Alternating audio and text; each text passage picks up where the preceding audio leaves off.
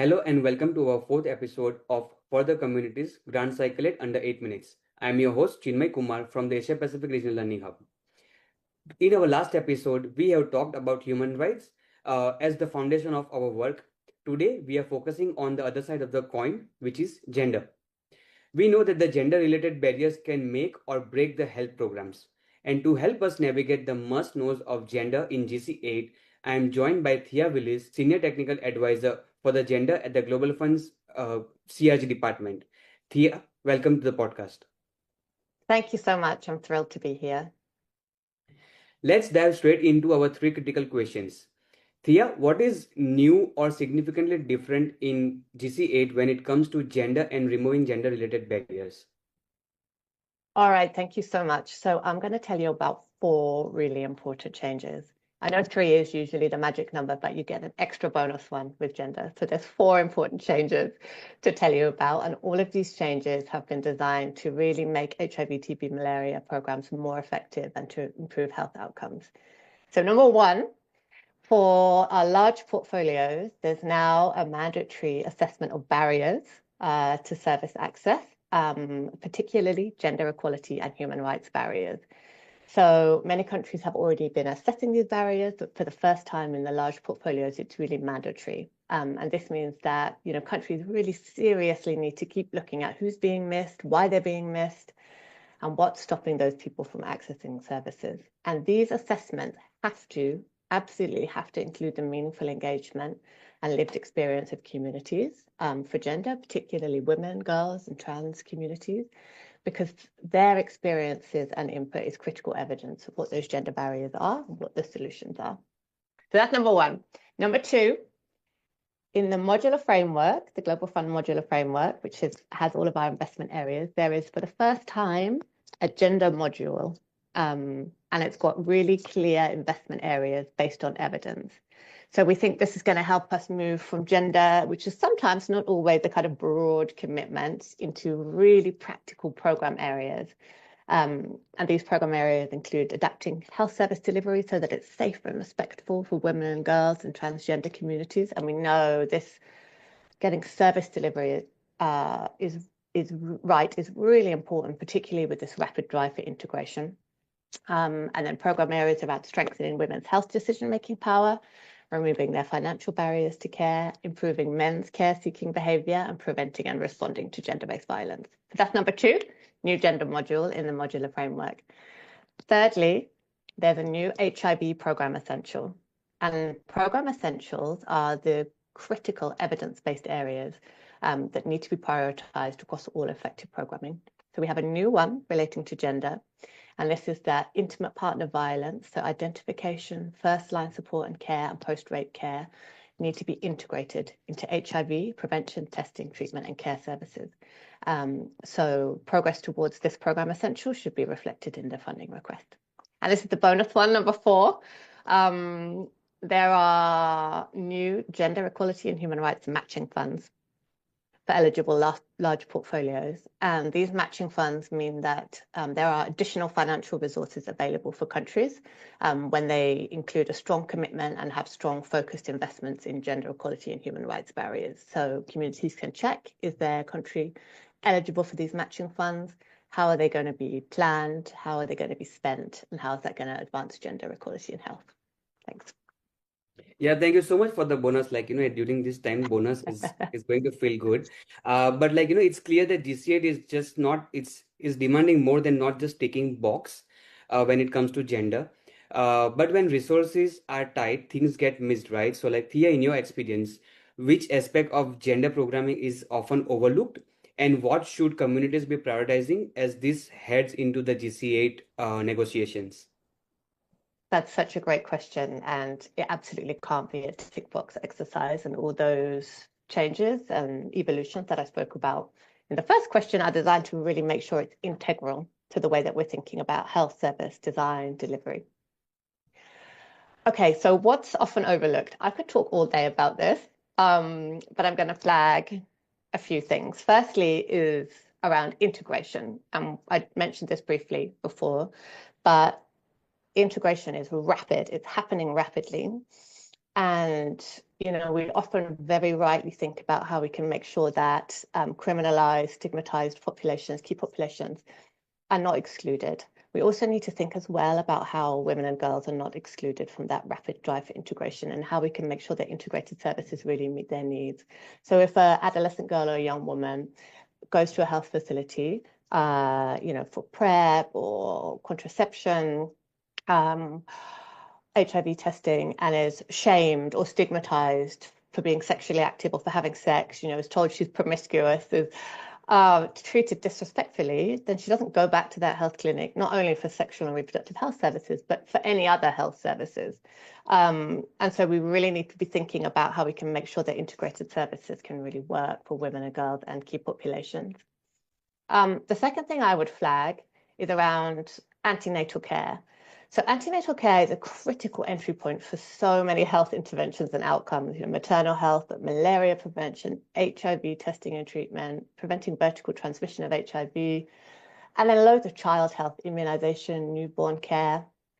And we need to obviously make sure that the supply side is there, so those services are available.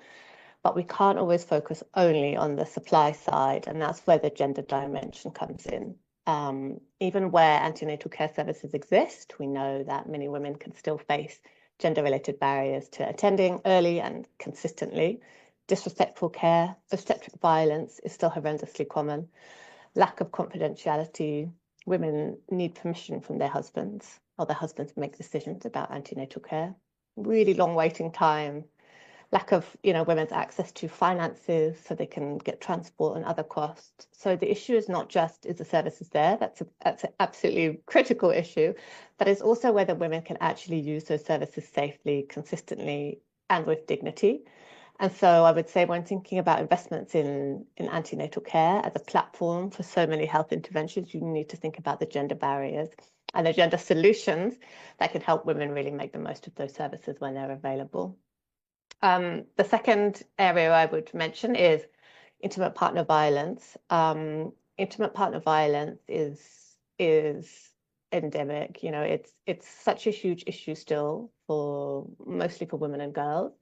And it cross-cuts so many health issues. And the one I want to flag today is vertical transmission of HIV. There is evidence suggesting that intimate partner violence might be responsible for up to 1 in 8 pediatric HIV infections in sub-Saharan Africa, but intimate partner violence is rarely treated as central to strategies to eliminate vertical transmission. So I would say really think about how the ways in which this horrendous practice really manifests across lots of different health gaps and issues that we still are grappling with. And then finally, I would talk about men and gender, because we don't do that enough. And we know that gender norms can discourage men from seeking care early. Look at TB, HIV, staying in care or losing men to follow up is too common. And there are these gendered expectations around toughness, around having to be the breadwinner, not wanting to appear weak. And we know that this can delay health seeking, testing, treatment. And this has consequences for men's health, for their whole households, for families and communities. So I really would encourage us to think about some of the solutions to persistent issues in men's healthcare around gender. But the final point I would make is that all of these issues have the same root cause. So they're manifesting in different ways for different people across different diseases, but they have the same root cause. That's gender norms and gender discrimination. It's affecting health-seeking behavior, health decision-making power, access to health services. Tackle that root cause in a holistic way, and you'll find solutions to so many of these persistent health issues that we're still grappling with. Thank you so much, Thea. These are really critical points, and it will definitely help communities. And prioritizing the overlooked is a bold move, honestly. And but like advocates also need evidence. So Thea, for those listening and who are right now or like going to be into the CCM meeting, what kind of data or arguments can communities use to effectively advocate for gender integration in their national HIV, TB, and malaria responses? Thank you. Also, such a really important question. And I think communities should be really confident around this when it comes to gender. Gender integration is evidence-based programming. It shouldn't be treated as a nice to have, and it certainly shouldn't be held to a higher evidence standard than everything else. There is already a huge wealth of evidence around the interplay of gender and health. There's program data, there's tons of academic research, there's randomized controlled trials, there's program evidence. Importantly, there's community-led monitoring, and there's lived experience. That is critical evidence. And all of this shows the interplay between gender and health outcomes. So I would suggest maybe 3 things that communities can use. Firstly, really dig into the program data, because that's what speaks to the decision makers that are making program decisions. Look at that data. Where are those services not reaching people equally? You know, are adolescent girls and young women still facing high HIV risk? Are pregnant women missing ANC, malaria prevention? And what are those gender barriers that are stopping them from attending and staying in ANC? Are men being diagnosed late for TB or being lost to follow-up? Are key populations avoiding services because of violence? The program data can tell us this. So use it and then ground the solutions in closing those programmatic gaps. I think that really speaks to the program priorities. Secondly, community evidence is absolutely critical. Community-led monitoring reflects people's real lives and lived experience. It's like gold dust. So we need that information, and that needs to be fed in. We can see where the gaps are, but importantly, that information also tells us why those gaps exist. And we need that evidence to design programs that really work in real life for real people. And then finally, I think the investment and impact argument is really critical. So show how these gender barriers are either making people more vulnerable to diseases or stopping them from accessing and staying in services. And then how funding and removing those barriers can improve uptake, retention, adherence, prevention outcomes, quality of care, you know, improve across the whole spectrum. And so I think just really being confident that there is a wealth of evidence around gender there, and that gender equality is not separate from impact, is part of how we achieve impact across HIV, TB, and malaria programming. No bonus this times, but the points which you have shared are really critical, and this is definitely going to help communities. Thank you so much, Thea. You have shown us that addressing gender isn't just a social goal, it's a clinical and technical necessity if we want our health systems to work for everyone. To our listeners, gender equality is the key to reaching the unreached. We will request you to please share this video with your gender champions and community networks. Make sure that the gender section of your funding request is strong, funded, and community led. Subscribe to our YouTube channel, to our newsletter page, and please don't miss the single bit of the podcast series. I'm Chinmay Kumar once again. Thank you so much for joining, and see you in next 8 minutes.